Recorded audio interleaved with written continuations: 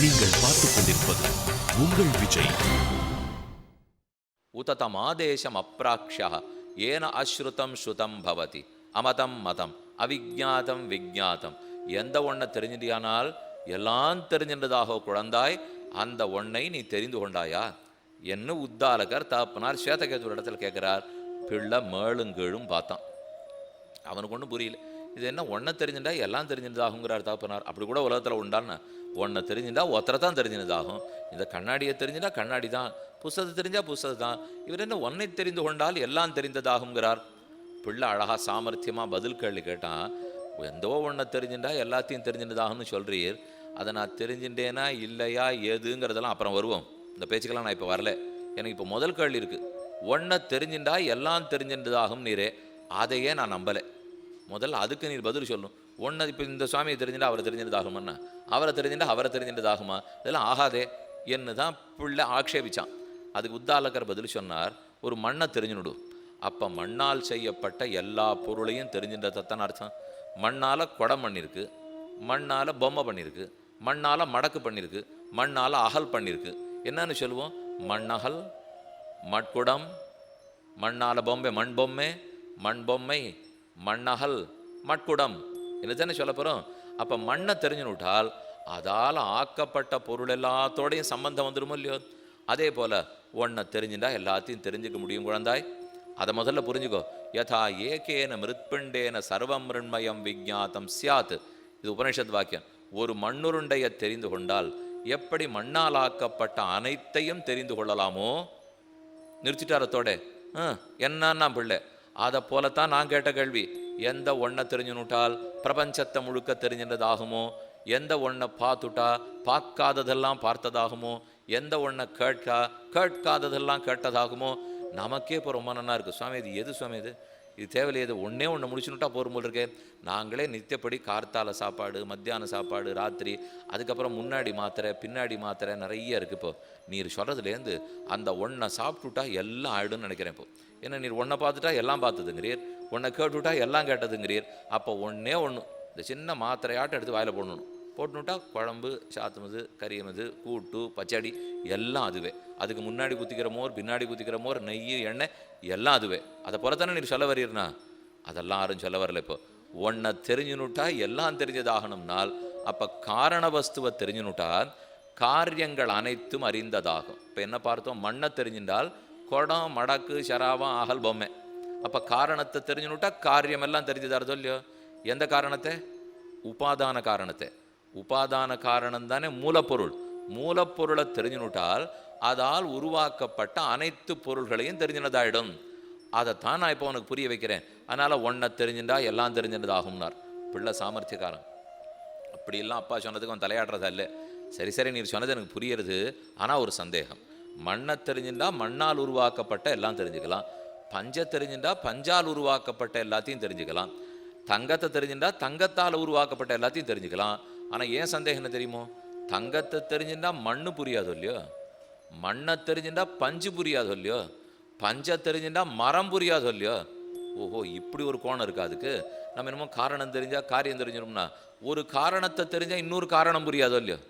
ஒரு காரணத்தை தெரிஞ்சால் அதனுடைய காரியங்கள் எல்லாத்தையும் தெரிஞ்சுக்கலாம். ஆனால் இந்த காரணம் புரிஞ்சால் அந்த காரணம் புரியணுங்கிற அவசியம் இல்லையே.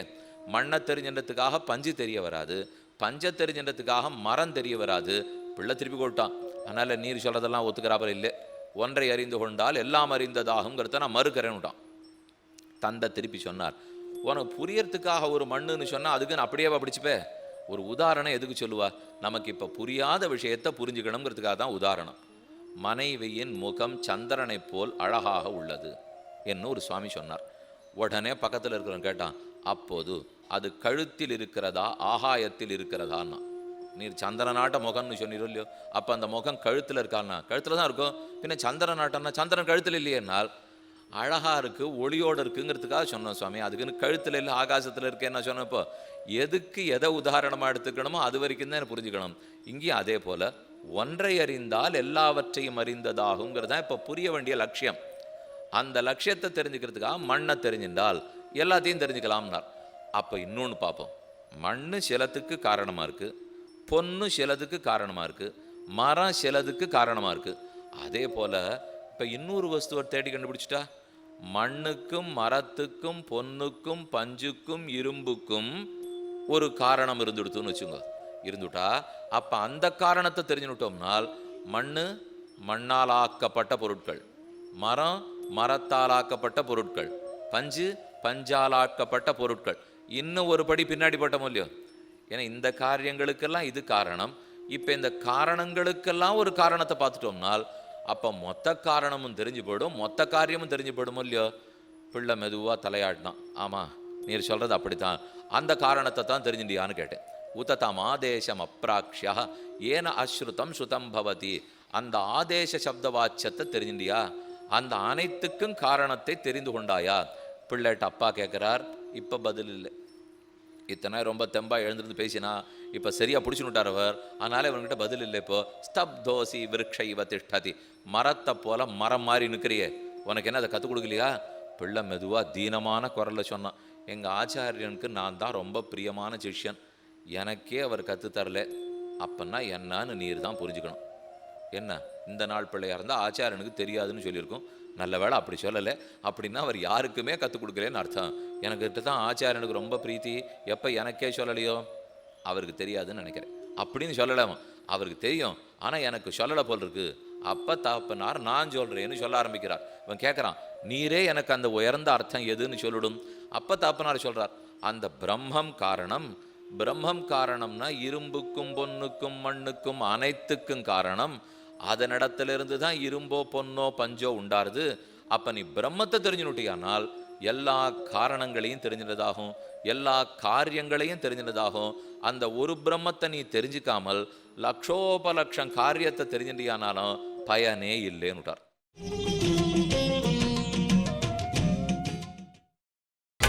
நீங்கள் பார்த்துக் கொண்டிருப்பது உங்கள் விஜய். அந்த ஒரு பிரம்மத்தை நீ தெரிஞ்சிக்காமல் லட்சோபலட்சம் காரியத்தை தெரிஞ்சிட்டியானாலும் பயனே இல்லைன்னுட்டார். ஏன்னா நீ தனித்தனியாக எல்லாத்தையும் தெரிஞ்சுக்கணும். ஆனால் ஒரு பிரம்மம் காரணம்னு மட்டும் புரிஞ்சுனுட்டியானால் அதனுடைய காரியம் அத்தனையும் தெரிஞ்சுக்கலாமோ இல்லையோ.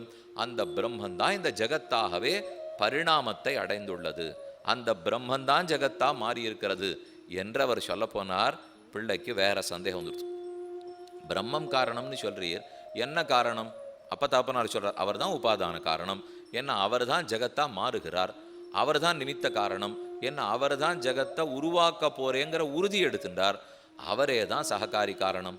பிள்ளை கேட்டான், அவர் தான் உலகத்தை உருவாக்க போறேன்னு உறுதி எடுத்துன்றது புரிஞ்சுது, ஆனால் அவர் மாறுறாருங்கிறீரே அது எனக்கு புரியல. எங்கே இருப்பார், எங்கே மாறுவார்? நான் அந்த கண் முன்னாடி ராமரை பார்த்துட்டு இருக்கேன், ராமர் அப்படியே தான் இருக்கும் ரொம்ப நாளாக. இன்னும் கேட்டால் ராமனுக்கு உபாதான காரணம் கல். என்னைக்கு போய் பெருமாளை பிரதிஷ்டை பண்ணாலோ அன்னைக்கு கும்பகோணத்துலேயோ சுவாமிமலையிலையோ திருப்பதியிலையோ போய் இந்த அறங்காவலர்கள்லாம் பார்த்து எந்த சிலையால் பெருமாளை பண்ணணும்னு பார்த்து எவ்வளோ வசரத்தில் இருக்கணும், என்ன இருக்கணும், என்ன மாதிரி சிலையாக இருக்கணும் எல்லாம் பார்த்தவா சொல்லியிருப்பாளோ இல்லையோ. பண்ணப்புறம் அந்த சிலை அந்த கல்லை காரணமாக வச்சுன்னு தானே பெருமாளை பண்ணியிருக்கார். சாமி எங்களுக்கு தெரியுமே இந்த பெருமாளுக்கு காரணம் என்னன்னுட்டு, அவரை ஒரு கல்லை வச்சுருந்துன்னா இந்த மாதிரி நாங்கள் பண்ணிட்டு வந்திருக்கோம். ஆனால் என்னமோ அவர் தான் காரணம்னு சொல்கிறீரே இப்போ என்ன நமக்கே சந்தேகம் வந்துடும் இல்லையோ. இவர் பண்ணப்பட்டவர் ஒரு பக்கம் இருக்கட்டும், முதல்ல இப்போ நம்ம பிரம்மத்தை பற்றி பார்த்துட்டு இருக்கோம்.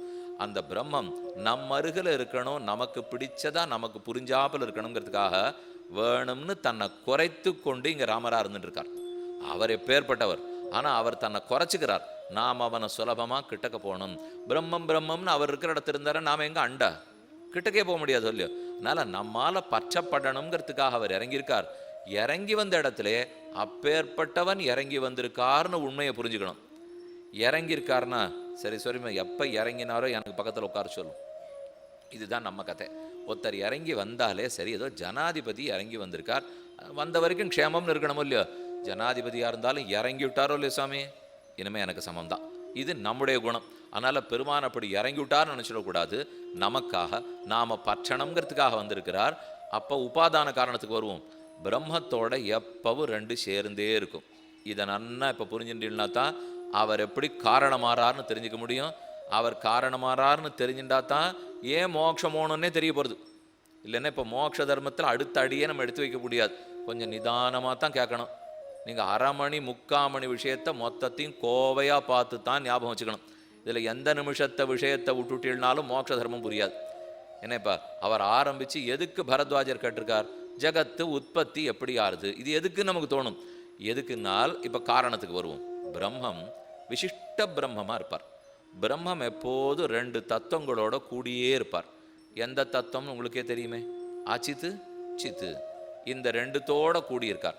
அச்சித்துனால் ஞானசூன்யமான தத்துவம், அறிவற்ற ஜடப்பொருள்கள். சித்துன்னு சொன்னால் ஜீவாத்மாக்கள். அனைத்து ஜீவாத்மாக்களோடும் ஞானசூன்யமான பொருட்களோடும் பிரம்மம் எப்போதும் கூடியே இருப்பார். மொத்தம் தத்துவங்கள் 3: சித்து அச்சித்து ஈஸ்வரன். தத்வேனயா சித் அச்சிதீஸ்வர தத்ஸ்வபாவ போகாவவர்க ததுபாய கதீர் உதாரஹ சந்தர்சயன் நிரமிமீத புராண ரத்னம் தஸ்மை நமஹ முனிவராய பராசராய. ரொம்ப ஆச்சரியமான ஸ்தோத்திர ரத்ன ஸ்லோகம். அந்த சுவாமி ஆளவந்தார் சாதிக்கிறார், சித்து அச்சித்து ஈஸ்வரன் என்று 3 தத்துவங்கள்.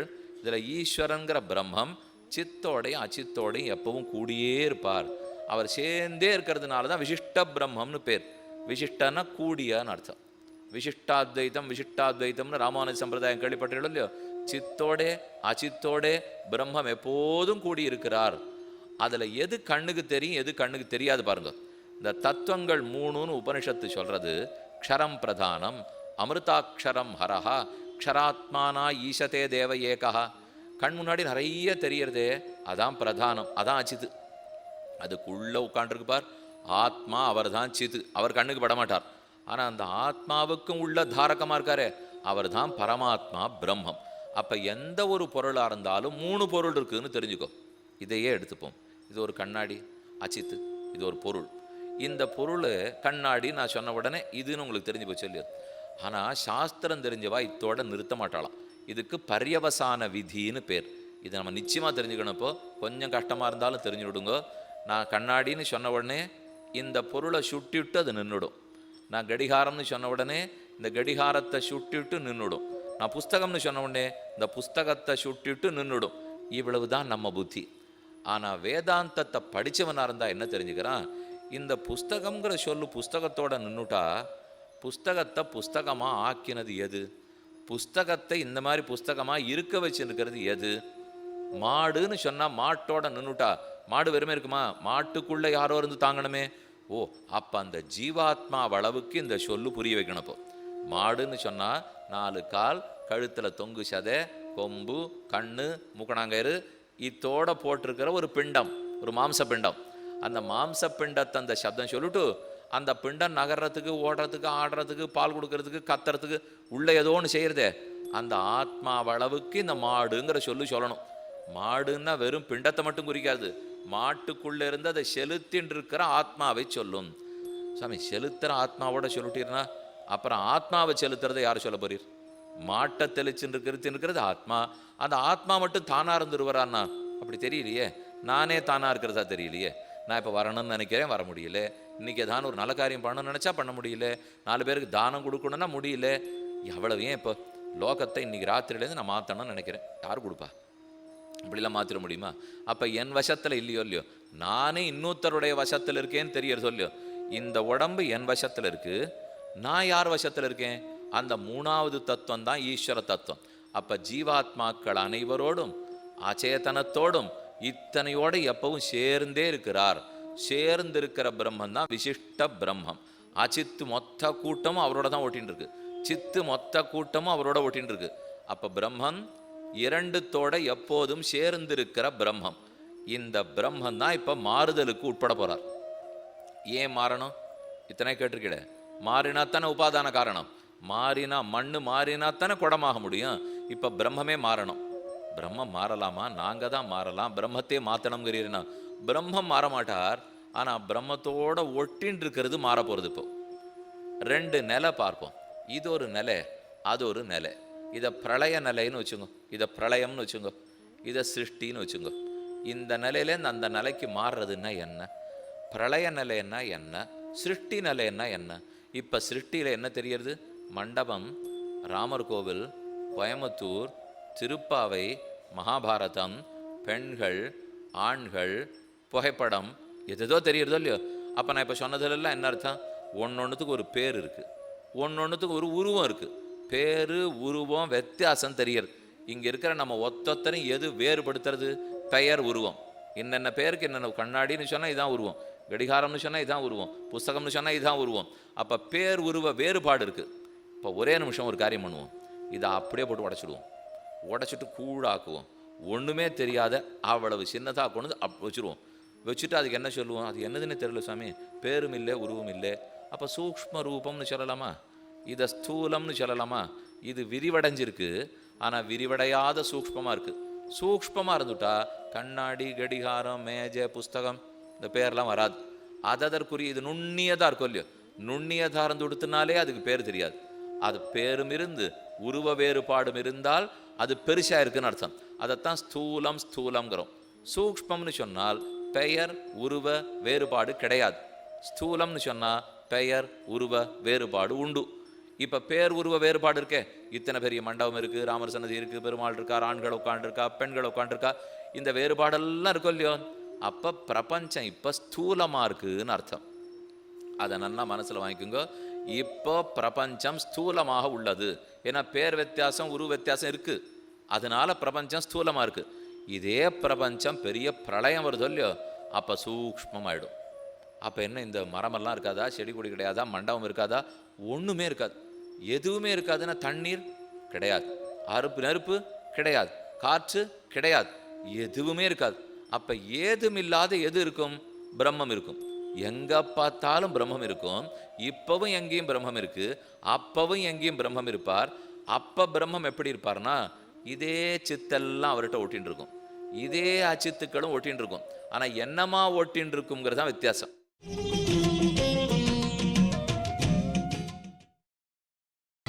நீங்கள் பார்த்துக் கொண்டிருப்பது உங்கள் விஜய். இல்லையோ, அதே தங்க இங்கே ஒட்டின்னு இருக்கிறச்சே, அப்போ சூக்ஷ்மமான ஒரு பொருள் பிரம்மத்தோட ஒட்டின்னு இருக்கு. ஆனால் சங்கிலி இங்கே ஒட்டின்னு இருக்கிறச்சே ஸ்தூலமான ஒரு பொருள் பிரம்மத்தோட ஒட்டின்னு இருக்கு. இந்த ரெண்டும் தெளிவாக இருக்கும் இல்லையோ. ஒரு சூக்ஷ்ம பொருள் பிரம்மத்தோட ஒட்டின்னு இருக்கு, ஒரு ஸ்தூல பொருள் பிரம்மத்தோட ஒட்டின்னு இருக்கு. சூக்ஷ்ம பொருள் ஒட்டின்னு இருந்தால் அதுக்கு பிரளயம்னு பேர், ஸ்தூல பொருள் ஒட்டின்னு இருந்தால் அதுக்கு சிருஷ்டின்னு பேர். பிரளயத்திலேருந்து சிருஷ்டியா எப்படி தெரியுமோ மாத்துறார் பெருமாள். தன்னோட இப்போ ஒட்டின்னு இருக்கே ஒரு தங்கத்தூள், அதுதான் சித்து அச்சித்து. அந்த தங்கத்தூளை வச்சுன்னு தானே பொற்கொல்லன் சங்கிலி பண்ண போறார். அதே போல தன்னோட ஒட்டின்னு இருக்கிற சித்தையும் அச்சித்தையும் உருமாற்றுகிறார். சித்தையும் அச்சித்தையும் மாற்றி பெயர் உருவ வேறுபாடு இருக்கிறதா ஆக்கிடுவார். அவரைத்தான் மெழுகுன்னு வச்சுங்க. இப்போ பிரம்மத்தை மெழுகுன்னு வச்சுடுங்க, வச்சுட்டு அதில் ஒட்டின்னு இருக்கிற தங்கத்தூளா சூக்ஷ்மத்தை வச்சுடுங்க, அதில் ஒட்டின்னு இருக்கிற சங்கிலியா ஸ்தூலத்தை வச்சுங்க. இப்போ இருக்கிறது சிருஷ்டி பிரளயம், இப்படி இருக்கிறது சிருஷ்டி. பிரளயத்தின் போது எப்படி இருக்கும்? ஒரு தூள் ஒட்டின்னு இருக்கிற மெழுகு, அப்படின்னா சூக்ஷ்மமாக இருக்கிற சித்து அச்சித்து ஒட்டின்னு இருக்கிற பிரம்மம். அப்போ சிருஷ்டி அரைச்சி என்ன ஆகும்? ஸ்தூலமாக இருக்கிற சித்து அச்சித்து ஒட்டின்னு இருக்கிற பிரம்மம். இப்போ பிரம்மமே மாறினாரன்னா பிரம்மத்தினுடைய சரீரம் ஒட்டின்றது தான் மாறித்து. மெழுகு இதான ஆச்சா? இப்போ இதோ இப்போ தங்கத்தூள் ஒட்டின்னு இருக்கிற மெழுகு, சங்கிலி ஒட்டின்னு இருக்கிற மெழுகு, மெழுகு மாறித்தா? இல்லை. ஆனால் ஒட்டின்னு இருக்கிற தங்கத்தூள் தானே மாறித்து. அதே போல இங்கேயும் பிரம்மத்தோட சித்து ஒட்டின்னு இருக்கு, வித்தியாசம் இருக்கு. இங்கே தங்கத்தூளை மெழுகுலேருந்து பிரிச்சு விடலாம், சங்கிலியை மெழுகுலேருந்து பிரிச்சு விடலாம்.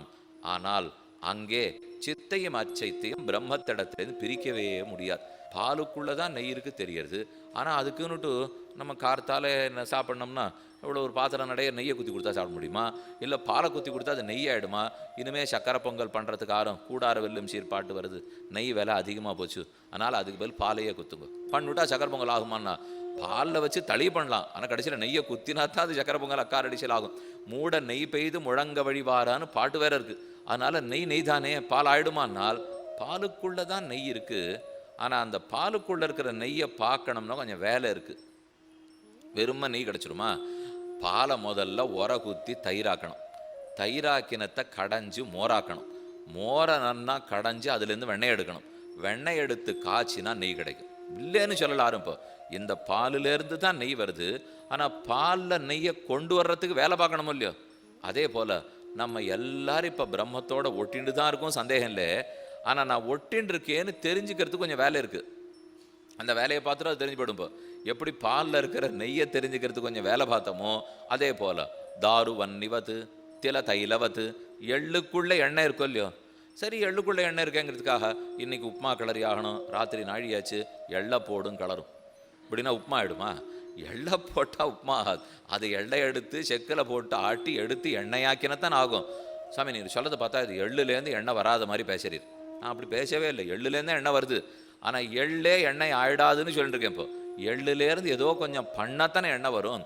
அதே போல் விறகு கட்டை இருக்குது. விறகு கட்டைக்குள்ளே தான் நெருப்பு இருக்குது. அதுக்கு நெருப்புன்றது வரணும் விறகு கட்டையிலேருந்து. தாருவன்னிவத்து விறக தீப்பிடிக்க வைக்கணும். அது என்னன்னா காஞ்சிருக்கிற விறகா இருக்கணும். அதில் ஒன்றும் ஈரப்பசை இருந்துருக்கூடாது. அப்புறம் தானே திக்கு திக்குன்னு எரியும். அப்போ பாலுக்குள்ளே நெய் இருக்குது, எள்ளுக்குள்ளே எண்ணெய் இருக்குது, விறகுக்குள்ளே நெருப்பு இருக்குது. ஆனால் சில வேலைகள் பார்க்காவிட்டால் அது இருக்குங்கிறத நம்ம தெரிஞ்சுக்க முடியாது. அதே போல் இப்போ நாமும் பிரம்மத்தோட ஒட்டிகிட்டே தான் இருக்கோம். சில வேலைகள் பார்த்தா தான் அதை புரிஞ்சுக்க முடியும். என்ன பண்ணணும்னா அதைத்தான் தியானம்ங்கிறது சாஸ்திரம். எப்படி மோராக்கினமோ அத்தை சிலுப்பி எண்ணெய் எடுத்தமோ அதை காய்ச்சி நெய் எடுத்தமோ ஆத்மாவா அரே திரஷ்டவ்யோ ஸ்ரோதவ்யோ மந்தவ்யா நிதித்தியாசித்தவ்யா. ஆத்மாவா அரே இந்த ஜீவன் பரமாத்மாவை பற்றி முதல்ல நிறைய கேட்கணும். கேட்ட பிற்பாடு தியானம் பண்ண ஆரம்பிக்கணும். அப்புறம் இடையூறு இல்லாத தியானமாக இருக்கணும். அப்புறம் நீடித்த தியானமாக இருக்கணும். அப்புறம்தான் நாம் அவரோட ஒட்டின்னு இருக்கோம்னு பார்க்கலாங்கிறது சாஸ்திரம். அதனால் நேர சட்டுன்னு திரும்பி பார்த்தாலாம் ஒத்துரும் தெரிய மாட்டா. அவ்வளோ சுலபத்தில் இருப்பார் அவர். அவரோட ஒட்டின்னு இருக்கோங்கிறது உண்மை. ஆனால் அதற்கு இதெல்லாம் பண்ணாத்தான் புரிய போகிறது. அப்போ சூக்ஷ்ம ஸ்திதியிலே பிரம்மத்தோட சித்தம் அச்சித்தம் ஒட்டின்னு இருக்கு, அது பிரளயம். ஸ்தூல ஸ்திதியிலே பிரம்மத்தோட சித்தம் அச்சித்தம் ஒட்டின்னு இருக்கு, அது சிருஷ்டி. இது பிரளயம், இது சிருஷ்டி. இதுலேருந்து இது வாயிருக்குப்போ. அப்போ நான் மொத்தம் சம்பந்தப்பட்டிருக்கிறது யாரோட? மொத்தமே சார்ந்திருக்கிறது யாரோட? விட்டு பிரியாமல் ஒட்டின்னு இருக்கிறது யாரோட? மொத்தம் அந்த பிரம்மத்தோட தான் இப்போ.